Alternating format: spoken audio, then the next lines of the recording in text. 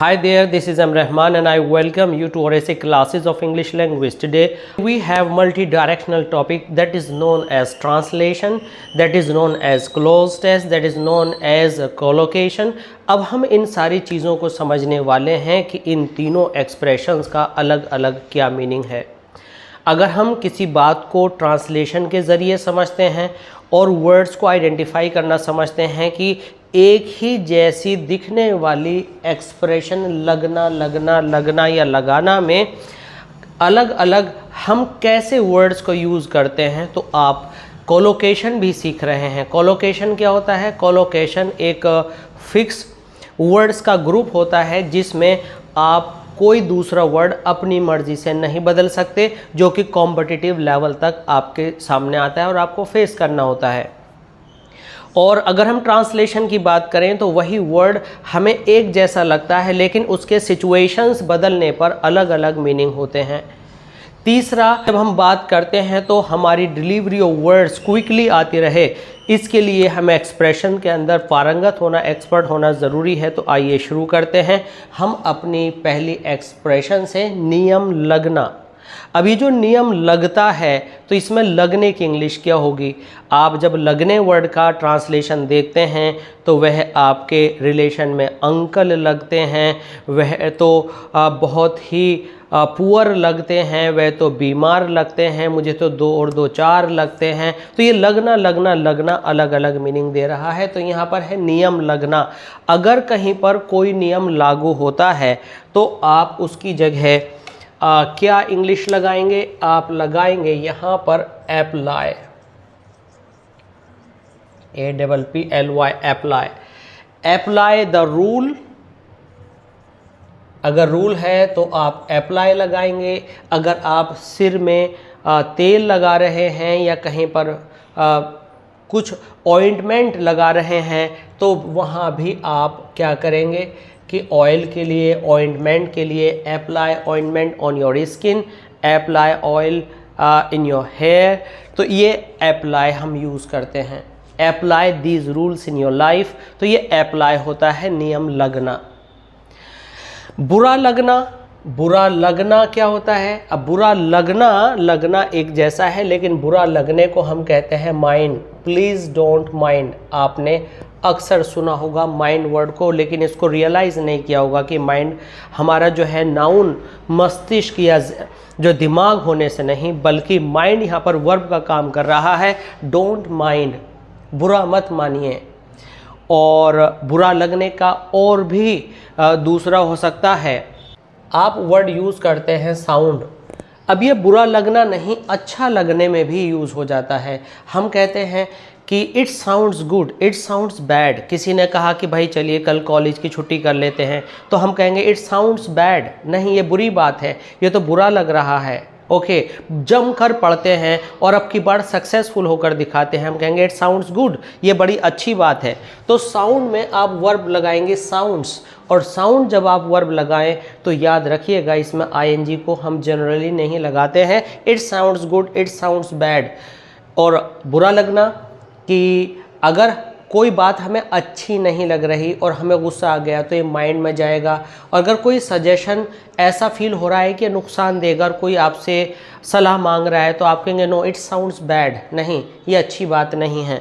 तो बुरा लगना में साउंड भी आ सकता है, माइंड भी आ सकता है, लेकिन जो साउंड आता है वो अच्छे में भी आता है, जबकि माइंड केवल बुरे में आता है। सोच लगना, जैसे कि एज्यूम करना, आप कहते हो कि भाई आपको क्या लगता है कि कौन सी टीम जीतेगी, तो आप एक तरह से समझ सकते हैं थिंक व्हाट। अब जनरली यहाँ पर आप एक एक्सप्रेशन लिख सकते हैं, व्हाट डू यू थिंक, क्या लगता है आपको। तो लगना मतलब सोचने के रेफरेंस में लगने को आप थिंक कहते हैं। What do you think, what do you suppose. तो ये आप सिचुएशन के अकॉर्डिंग अपने आप से यूज़ कर लेंगे। What do think, what do suppose.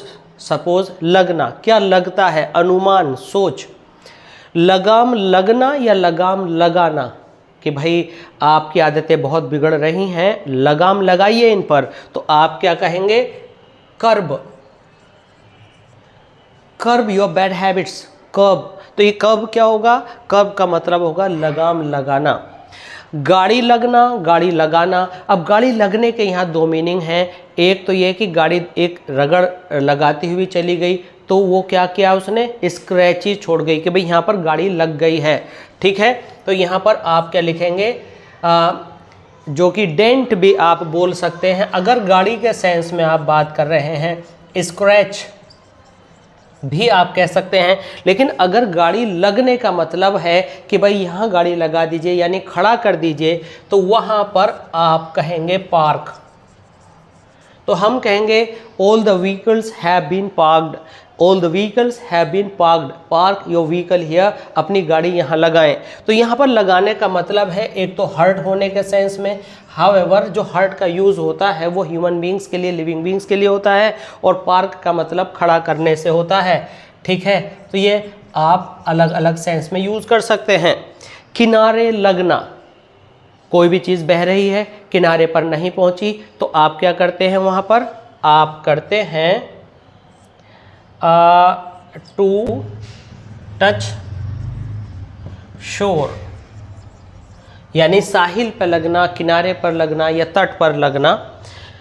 पौधे लगाना, पौधे लगाना, और एक है पौधे लगना।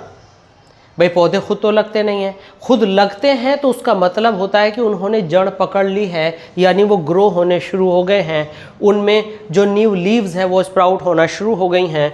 तो क्या हुआ, पौधे लगाना, तो आप कहते हैं टू प्लांट। आप कहेंगे कि जी प्लांट तो खुद ही पौधा होता है तो लगाने की क्या इंग्लिश आई, तो प्लांट के साथ आप वर्ड लिखते हैं सैपलिंग, ठीक है। To plant the saplings, to plant a sapling, कुछ इस तरह से आप एक्सप्रेस करते हैं। और पौधे लगना, तो आप इसके लिए जब पौधे जड़ पकड़ लेते हैं और हम कहते हैं to take root, we planted some of the saplings and they have taken root. तो टेकन रूट का मतलब हो गया कि उन्होंने जड़ पकड़ ली है। तो आइए ऐसे ही कुछ दूसरे वर्ड्स भी देखते हैं। तो जब भी कोलोकेशन में आपको रूट से पहले ब्लैंक दिया जाएगा तो वह क्या कहेंगे, वहाँ पर आपको ऑप्शंस इस तरह दिए जा सकते हैं, ग्रो, एनलार्ज, रूट, स्प्राउट। तो जो सूटेबिलिटी होगी तो रूट के साथ टेक की होगी। सैपलिंग्स, जब आप नया पौधा रोपण करते हैं तो वहाँ प्लांट आएगा। इस तरह से आप इन वर्ड्स को अच्छे से पहचान सकते हैं कि कहाँ माइंड लगाना है, कहाँ अप्लाई लगाना है। जबकि लगने की हिंदी अपने आप में कनेक्ट होना या रिलेशन बताना होती है, जबकि इतने वेरियस मीनिंग्स यहाँ पर हमारे सामने हैं। आइए चलते हैं अब इससे आगे। अब यहाँ पर हमारे पास कुछ दूसरे वर्ड्स हैं, जैसे है कर लगना। यहाँ पर कर को इंग्लिश में हम कहते हैं टैक्स। अब टैक्स लगना, जैसे कि अभी हमने थोड़ी देर पहले सीखा कि हम अप्लाई लगा देते हैं, तो यहाँ पर हम अप्लाई नहीं लगाते। जो टैक्सेशन की जो लीगल लैंग्वेज है उसमें ये वर्ड हम यूज़ करते हैं लेवी टैक्स। तो ये जो लेवी वर्ड है ये टैक्स को थोपना, इम्पोज करना, लगाने के सेंस में आता है। अभी यहाँ पर जो इम्पोज वर्ड आया है ये इम्पोज ज़बरदस्ती किसी पर लागू करने के लिए आता है, लीगली और इलीगली या डिसीटफुली थोपने पर आता है। तो लेकिन ये कानूनी है, इसलिए लीवे टैक्स ये आपका टेक्निकल वर्ड होगा। आग लगना में आप लिखते हैं कैच फायर, कैच फायर। तो कैच, अगर कोई चीज़ रखी है गर्मी की वजह से, स्पार्किंग की वजह से, बिकॉज ऑफ सम रीज़न किसी चीज़ ने आग पकड़ ली, तो हम कहते हैं कैच फायर। और अगर आग कॉन्स्पिरेसी बतौर लगाई गई है तो आप लिखते हैं सेट ऑन फायर। अब धक्का लगना दो तरह से हम यूज़ करते हैं। एक तो होता है कि सदमे के तौर पर दिल को धक्का पहुंचा, और एक होता है कि कोई झटका लगा, आप ट्रेन में बैठे हैं और ट्रेन के रुकते रुकते जब लास्ट का मोमेंट आता है तो आप एकदम हिल जाते हैं, तो उस जगह पर तो आप लगाएंगे जर्क, ठीक है, जर्क। और जब ये सब वर्ब के तौर पर हम यूज़ कर रहे हैं, जर्ग जर्ग जर्ग, तो यहाँ पर जो धक्का लगना है वह शॉक होगा, शॉक। अगर आपको किसी ने पुश किया और आप हिल गए तो यू वर शॉक्ड। हालांकि शॉक जो है सदमे में भी लगाते हैं, इमोशनल जब फॉल होता है और हम कोलैप्स करते हैं तो हम शॉक लगाते हैं। और जर्क कौन सा होता है? जर्क केवल वह धक्का होता है जो आपकी बॉडी को डिस्टर्ब कर देता है। नींद लगना, टू फील स्लीपी,